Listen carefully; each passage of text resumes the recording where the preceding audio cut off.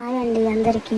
అక్షయ పాత్ర ఈ పేరు వినగానే మనకు ముందుగా గుర్తుకు వచ్చేది ఈ పాత్రలోని ఏది పెట్టినా అది 100 రెట్లు మల్టిప్లై అయ్యి ఖాళీ అవ్వకుండా ఎప్పటికీ అలాగే ఉండిపోతుంది అని. అయితే ఈ పాత్రను ఉపయోగించి పాండవులు వాళ్ళ 12 సంవత్సరాల అరణ్యవాసంలో కొన్ని వేల మందికి ఆహారం పెట్టారని మహాభారతంలో మెన్షన్ చేసింది. ఈ అక్షయ పాత్రను పాండవులకు ఎలా దొరికింది? మహాభారతం కాలం నాటి అక్షయ పాత్ర ఇప్పుడు 2025లో ఎక్కడ ఉంది అనే విషయాన్ని ఈ వీడియోలో తెలుసుకోబోతున్నాం.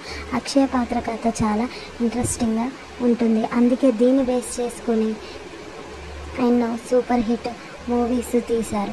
మరి ఒక 5 నిమిషాలు రిలాక్స్ అవుతూ ఈ వీడియోను చివరి వరకు ఎక్కడ స్కిప్ చేయకుండా చూద్దాం. అలాగే నా ఛానల్ని సబ్స్క్రైబ్ చేసుకునే వాళ్ళు చేసుకోండి. Thanks for watching. ఇప్పుడు మిమ్మల్ని మహాభారతంలోని పాండవుల ప్రపంచంలోకి తీసుకెళ్ళబోతున్నాం.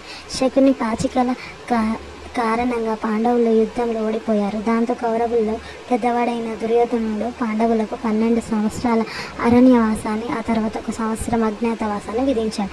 అజ్ఞాతవాసం అంటే ఏంటి? ఏ ఐడెంటిటీ లేకుండా మారువేషంలో గడపడం, చేసేదేమీ లేక పాండవులు, ద్రౌపది, సుభద్ర, అభిమన్యుడు, ఉప పాండవులు సైనికులందరితో కలిపి దాదాపు 14,000 మంది రథాలతో అరణ్యవాసానికి బయలుదేరారు.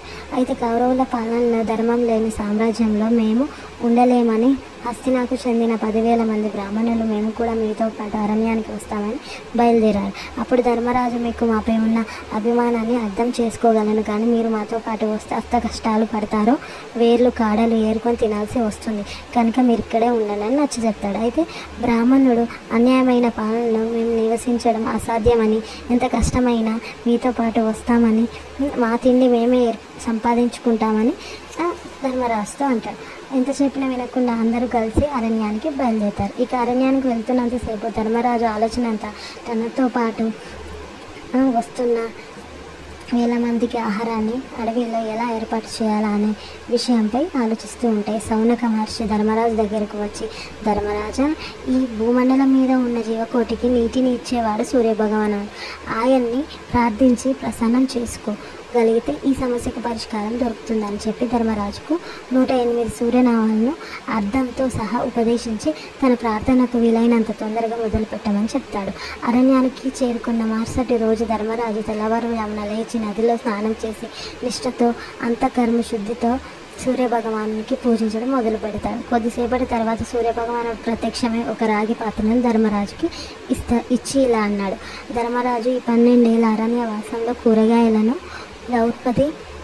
ద్రౌపది చేత వడ్డించి ఈ పాత్ర ద్వారా వడ్డిస్తే ఎంతమందికి వడ్డించినా ఈ పాత్రలోనిది అయిపోదు, కానీ ఎవరికి ఏ సమయంలోనైనా ఈ పాత్రలోనిది పూర్తిగా వడ్డించి కడిగి బోర్లిస్తే మాత్రం ఈ పాత్ర పని చేయదు, ఆగిపోతుంది అని చెప్పి అక్కడి నుండి వెళ్ళిపోయాడు సూర్యభగవానుడు.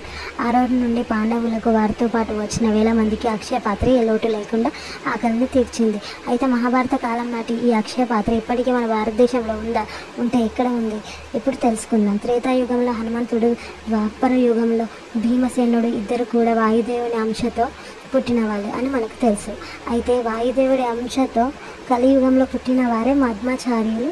ఆయన తన గతంలో భీమసేనుడు అని కూడా చెప్పడానికి ఎన్నో సంఘటనలు ఉన్నాయి. ఒక ఆసక్తికరమైన సంఘటన గురించి ఇప్పుడు తెలుసుకుందాం. ఇది పార్ట్ 1 అన్నమాట. నెక్స్ట్ పార్ట్ 2 గురించి అక్షయ పాత్ర ఏమైంది, ఎక్కడుందన్న విషయం నెక్స్ట్ పార్ట్ 2లో చెప్తాను. కాబట్టి ఎవరైతే సబ్స్క్రైబ్ చేసుకోలేదో నా ఛానల్ సబ్స్క్రైబ్ చేసుకొని నెక్స్ట్ వీడియో కోసం వెయిట్ చేయండి. Thanks for watching.